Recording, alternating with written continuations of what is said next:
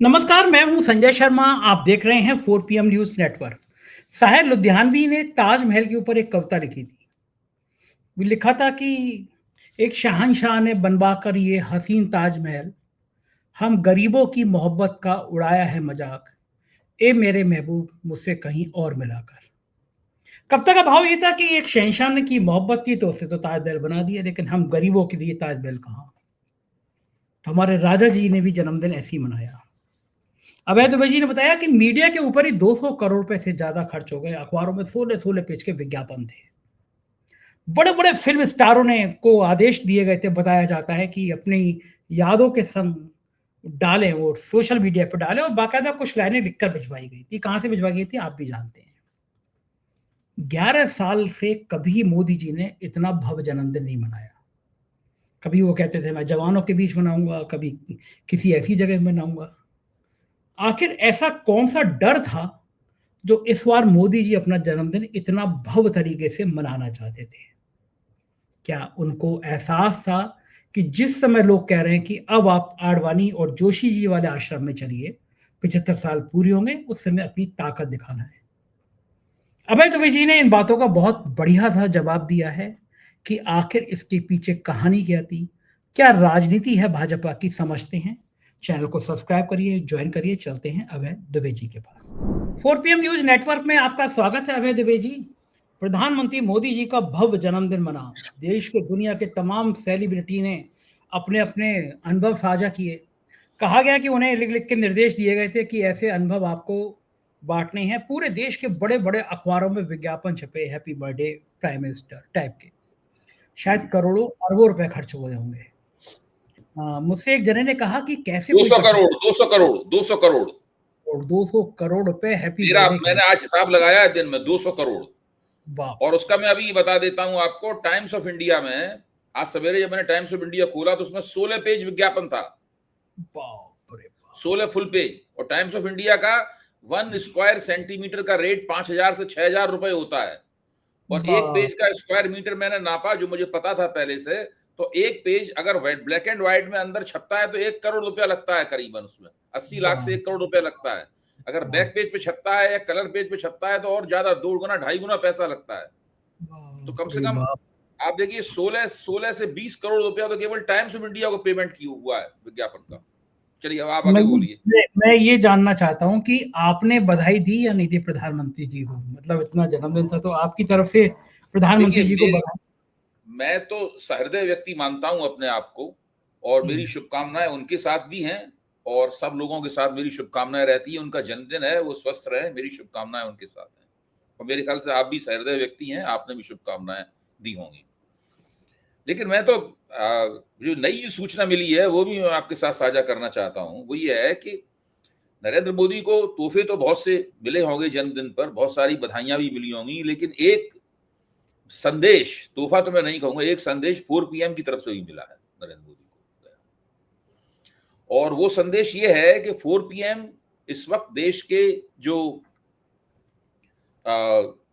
Social media platform है, social media political analysis का, जो पॉलिटिकल न्यूज के प्लेटफॉर्म है, उसमें इस वक्त सबसे आगे है। और स्थिति यह है कि उसके और उसके बाद में जो प्लेटफॉर्म है उसके बीच में 10% का फर्क है। 10% का फर्क। यानी आपका जो निकटतम प्रतिद्वंदी है उसको आपकी आपकी बैकलाइट भी नहीं दिखाई पड़ रही है।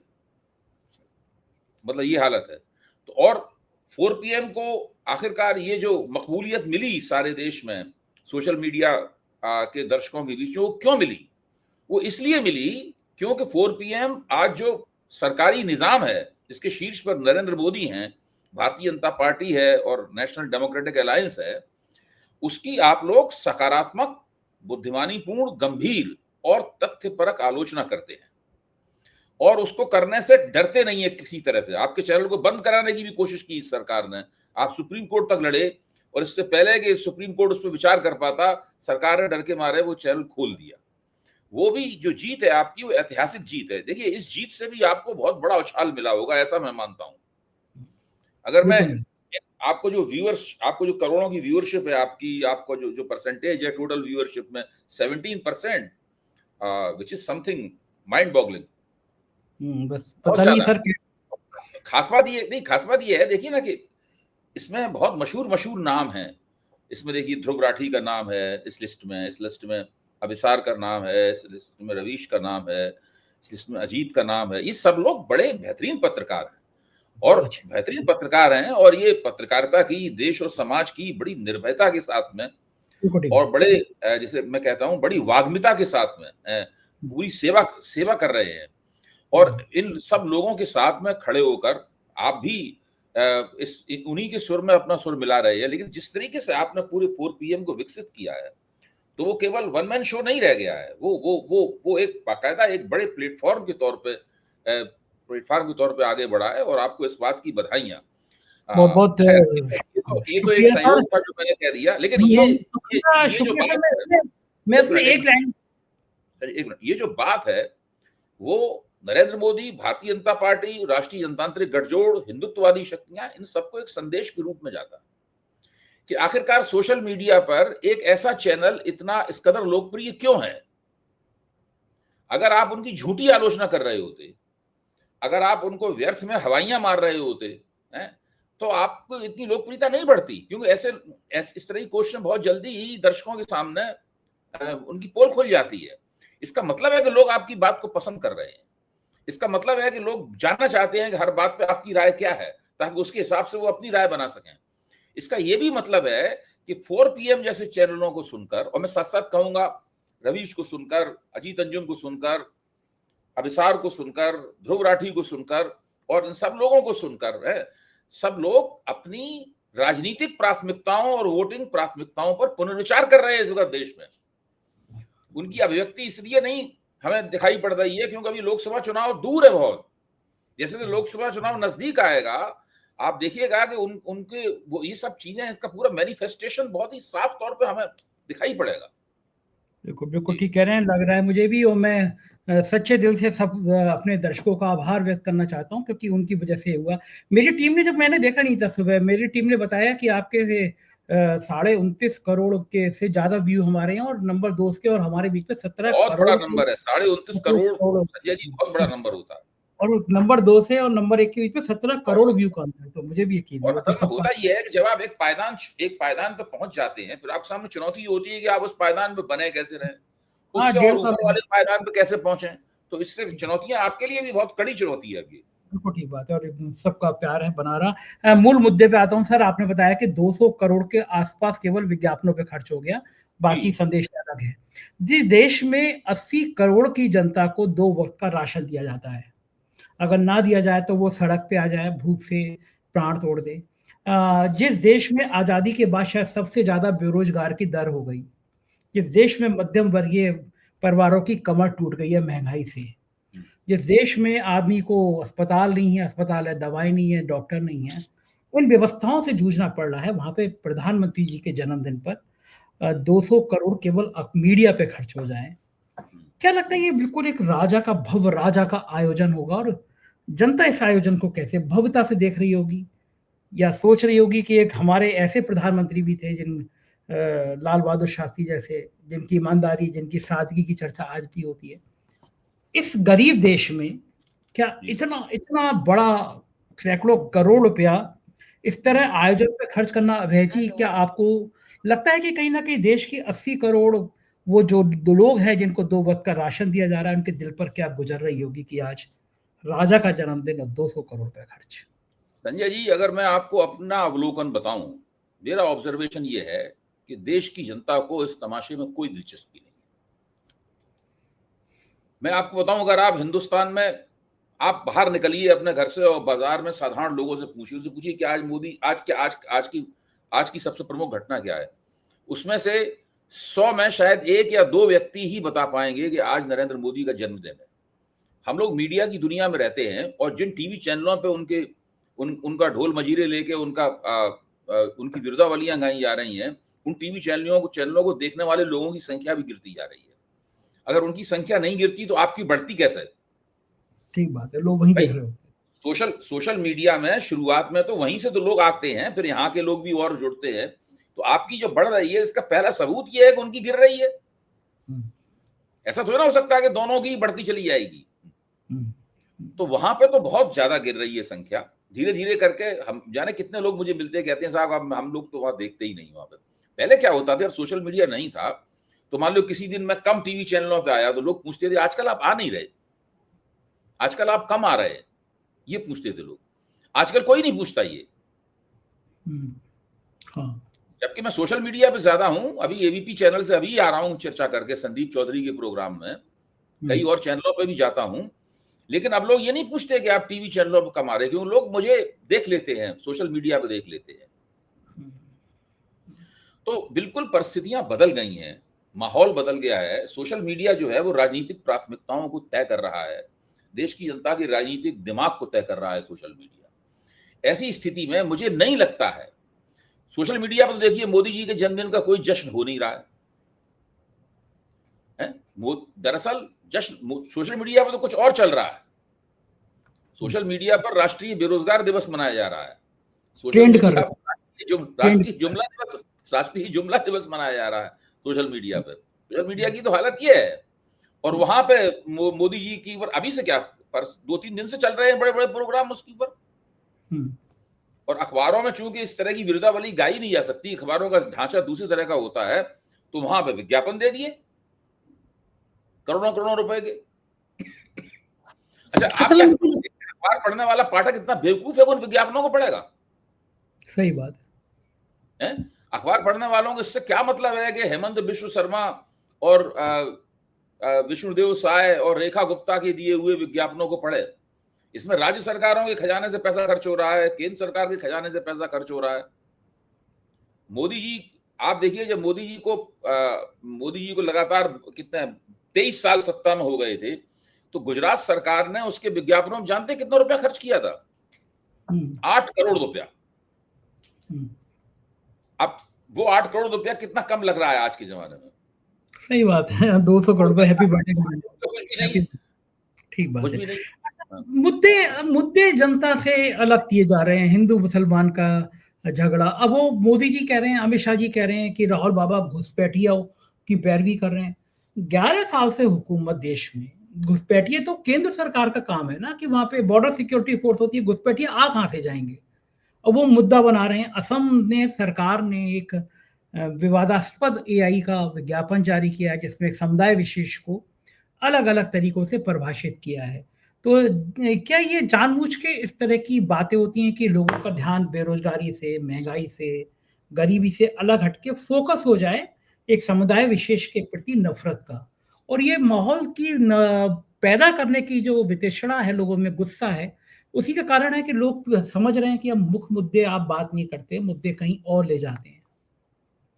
संजय जी, मैं अपने आप से भी ये सवाल पूछता हूं और आपसे भी ये सवाल पूछ रहा हूं कि घुसपैठिए है कहां?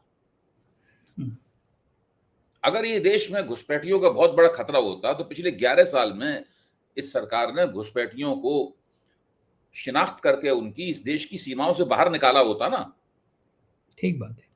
तो कुल कितने घुसपैठिए आज तक निकाले गए इस देश की सीमाओं से बाहर? 11 साल में पूछ रहा हूं मैं आपको।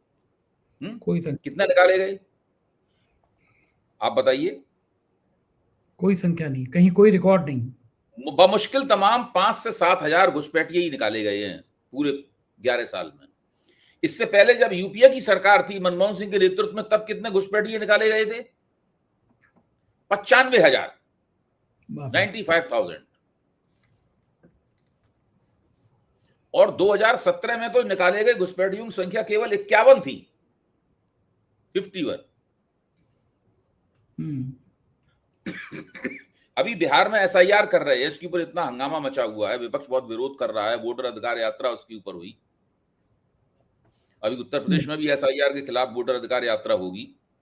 तो उसका जो अभी तक का जितना दौर गुजरा है एसआईआर का, उसमें कितने घुसपैठिए, कितने घुसपैठियों उन्होंने शिनाख्त की? सही बात, डबल जीरो। बिल्कुल ठीक बात। अच्छा, तो इसीलिए मैं कह रहा हूं घुसपैठिए हैं कहां? घुसपैठिए कहीं नहीं है, वो केवल भाजपा की पॉलिटिकल स्ट्रेटजी में है, वो भाजपा की राजनीतिक रणनीति में घुसपैठिए है। और सारे देश में ना एसआईआर करनी है, तो एसआईआर का कीवर्ड क्या है? घुसपैठिया। ये एसआईआर का कीवर्ड है, घुसपैठिया।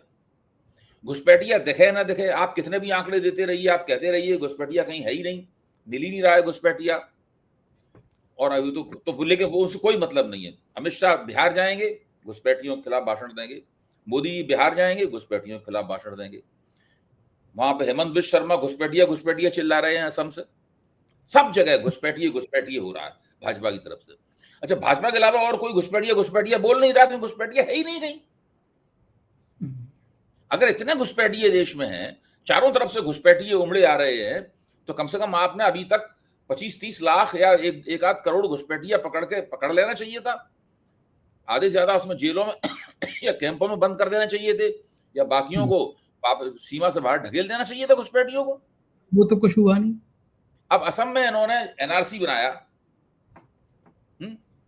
तो उसमें बहुत सारे घुसपैठियों की शिनाख्त हुई। अब उसमें समस्या हुई कि उनमें 20-22 लाख हिंदू थे, तो वो नेशनल सिटीजनशिप रजिस्टर बंद कर दिया इन्होंने। और आप देखिए, ना तो वो हिंदुओं को भेज पाए सीमा के बाहर, ऐसा नहीं कि मुसलमानों को भेज पाए हो। शर्मा जी जो है वहां पे, वो मुसलमानों को भी नहीं भेज पाए वहां से बाहर।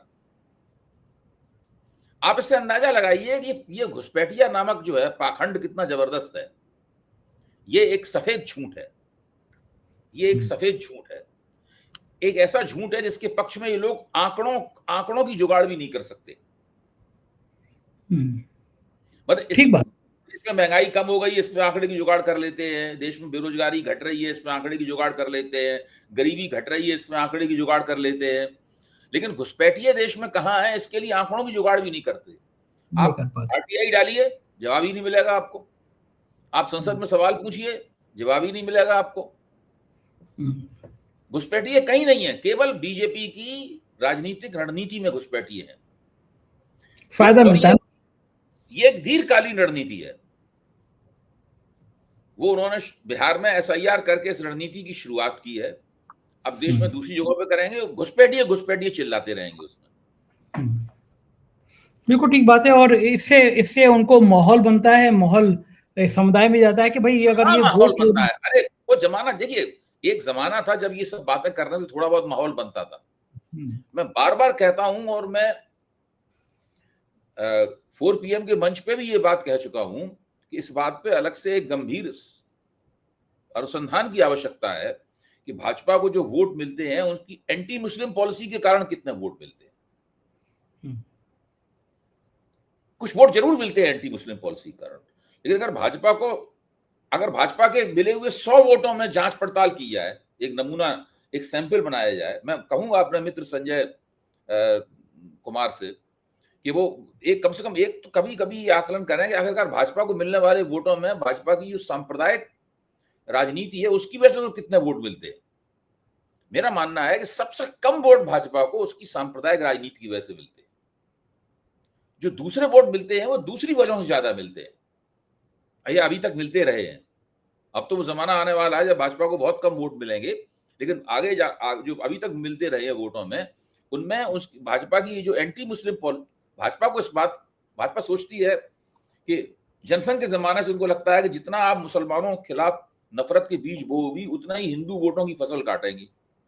तो सबसे ज्यादा नफरती बातें तो जनसंघ के जमाने में होती थी, तब वोट मिलते नहीं थे हिंदुओं के। राम जन्मभूमि आंदोलन का वो जो एक 15 साल की अवधि थी, उस दौरान जरूर उन्होंने मुसलमान विरोधी बातें करके काफी माहौल बनाया, जिसकी वजह से इनकी कुछ जमीन बनी। अब भैया आप देखिए 2024 के लोकसभा चुनाव में नरेंद्र मोदी ने मुसलमानों के खिलाफ जम के प्रचार किया। आज जो असम भाजपा ने जो आर्टिफिशियल इंटेलिजेंस का सहारा लेकर जो वीडियो पोस्ट किया है, जिसमें मुसलमानों को गौमांस खाने वाला, जमीनों पर कब्जा करने वाला दिखाया गया है, उसी से मिलता जुलता प्रचार तो नरेंद्र मोदी ने 2024 के लोकसभा चुनाव की चुनावी मुहिम में किया था।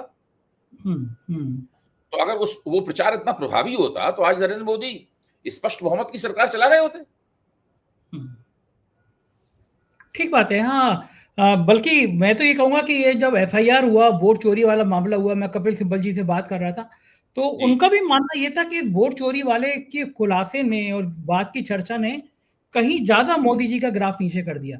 आप तो देख रहे होंगे, तो आपके मित्र सी वोटर का सर्वे जो आया, उसमें तेजस्वी यादव का ग्राफ बड़ा है जितना बिहार में।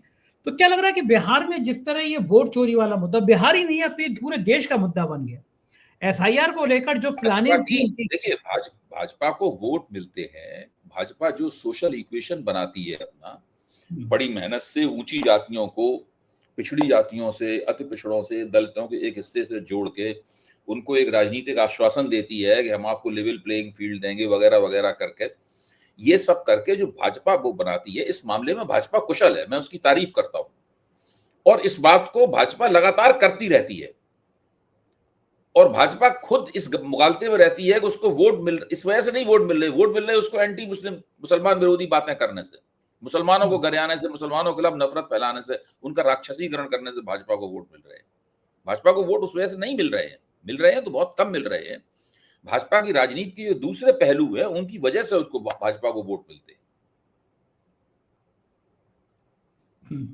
हाँ, ये सामाजिक समीकरण भी उसमें एक बड़ा मुद्दा है, लेकिन बड़ा बहुत सवाल कुशल है ये। इस मामले में। देखिए होता क्या है कि जो पिछड़ी जातियों की पार्टियां हैं उनको ऊंची जातियों के वोट नहीं मिलते, जो दलित जातियां हैं उनको मजबूत जो पिछड़े वर्ग के समुदाय के वोट हैं उनको नहीं मिलते और ऊंची जातियों के वोट नहीं मिलते।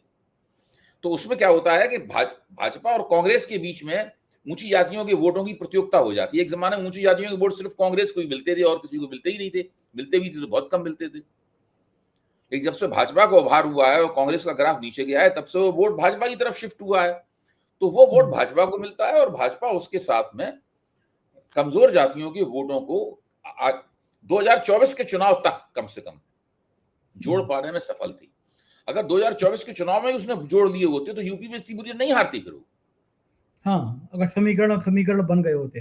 लेकिन मुझे लग रहा है कि 17 सितंबर को लोग इंतजार कर रहे थे कि प्रधानमंत्री जी अब कहेंगे मेरे वानप्रस्थ की उम्र हो गई, अब मैं आडवाणी जी और मुरली मनोहर जोशी के संग बैठ के शाम की चाय पीना पसंद करूंगा, क्योंकि मैंने ही बनाया था कि भाई जो 75 साल का होगा वो उधर चला जाएगा, परामर्शदाता मंडल में चला जाएगा, संरक्षणदाता हो जाएगा। लेकिन प्रधानमंत्री ने इतना बड़ा भव, शाहरुख खान से लेकर बाकी फिल्म एक्टर एक्ट्रेस सब प्रधानमंत्री जी को बधाइयां देते देते अपने वीडियो साझा कर रहे हैं। ये भव्य जो आयोजन था, जो एक बार अमेरिका में हाउडी मोदी मोदी मोदी के नारे लगाए गए थे, ये उससे कुछ मिलता जुलता था कि अपना फ्रेम इतना बड़ा कर दो कि कोई आदमी समझ ना पाए, सोच ना पाए, हिम्मत ना कर पाए कि प्रधानमंत्री जी से कहे कि अब आपने नियम बनाया था, 75 साल पूरे हो गए, आप भी आइए इधर। देखिए संजय जी, 11 साल में ये पहली बार है कि नरेंद्र मोदी अपने जन्मदिन को इस तरह मना रहे हैं। जन्मदिन तो उनके 11 साल में पहले भी आते थे, लेकिन कभी नरेंद्र मोदी कहते थे कि हमारे जन्मदिन पे कोई शोर शराबा ना किया जाए, हम तो सीमा पे जवानों के साथ अपना जन्मदिन मनाएंगे या दिवाली उनके साथ मनाएंगे, होली उनके साथ मनाएंगे, इस तरह नरेंद्र मोदी करते थे। इस बार क्यों इतना कर रहे हैं? इस बार इसलिए कर रहे हैं क्योंकि पहले से बात चल गई थी कि इनको जन्मदिन के दिन इनका इस्तीफा हो जाएगा या इस्तीफे की घोषणा हो जाएगी, जन्मदिन इस्तीफा घोषणा दिवस बन जाएगा। इसलिए उस माहौल को काटने के लिए उन्होंने इतना लंबा प्रपंच तैयार किया है, जिसमें नकली बधाइयां दी जा रही हैं, 200 करोड़ तो विज्ञापनों में ही फूंक दिए गए वगैरह वगैरह, ये सब इसलिए हो रहा है। अगर ये सब नहीं होती तो इस बार भी जन्मदिन, जब नेता मजबूत महसूस करता है तो जन्मदिन पर ज्यादा शोर शराबा नहीं करता। जो नेता मजबूत महसूस करता है वो अपने आप को उदार दिखाता है। जब नेता कमजोर महसूस करता है तो वो भोंडे तरीके से जन्मदिन मनाता है, अपने ऐसा ही मनाया जा रहा है, ये है उसका कारण। तो आपको लगता है कोई डर है, छुपा हुआ डर है जो इतना परेशान कर रहा है, इतना मजबूर कर रहा है? भाई जो मोहन भागवत ने कह दिया कि ना मैं 75 पे दूंगा इस्तीफा, ना मैंने किसी से कहा देने के लिए इस्तीफा, तो इससे ये गारंटी मिल गई कि 2025 का जन्मदिन तो मोदी जी प्रधानमंत्री के तौर पर बनाएंगे, लेकिन 2026 का भी प्रधानमंत्री के तौर पर बनाएंगे इसकी कोई गारंटी नहीं मिली है। इसकी कोई गारंटी नहीं। तो उससे पहले अपने आप को इतना मजबूत, इतना भव्य दिखा दो। इससे थोड़ा मजबूत भव्य होता है। मजबूत भव्य तो इस बात से होता है कि जनता में आप बिहार का चुनाव कैसे जीत पाएंगे, जनता आपका लोकप्रियता का ग्राफ अगर बढ़ रहा है तो उससे आपको मजबूती और भव्यता प्राप्त होती है। तो वो देखिए, सोचिए आप जरा इस बात के ऊपर, नरेंद्र मोदी ने 2024 का चुनाव, लोकसभा के चुनाव में पिछड़ जाने के बाद महाराष्ट्र और हरियाणा के 2 शानदार चुनाव जीते बीजेपी ने, जो कांग्रेस को जीतने चाहिए थी, बीजेपी ने जीत लिए। इसके बावजूद नरेंद्र मोदी की लोकप्रियता में कितना इजाफा हुआ बताइए? 3%। इतने बड़े चुनाव जीतने के बाद उनकी लोकप्रियता में केवल 3% का इजाफा हुआ। ये इस बात का सबूत है कि मोदी जी लोग इस तरह के चुनाव, विधानसभा के चुनाव जीतने से मोदी जी की लोकप्रियता नहीं बढ़ती। अगर ये सोचिए हार जाते अगर कहीं हरियाणा और महाराष्ट्र के चुनाव, तो लोकप्रियता कहाँ चली जाती उनकी। सही बात है, सब खत्म हो जाती है। हाँ, तो देखिए माहौल वक्त इनके साथ नहीं है, इसीलिए तो मैं कह रहा हूँ। ये तो अभय दुबे जी पूरी बातचीत आपने सुनी, कैसी लगी बातचीत? मैं आपकी राय जरूर जानना चाहूंगा। शुक्रिया, थैंक यू।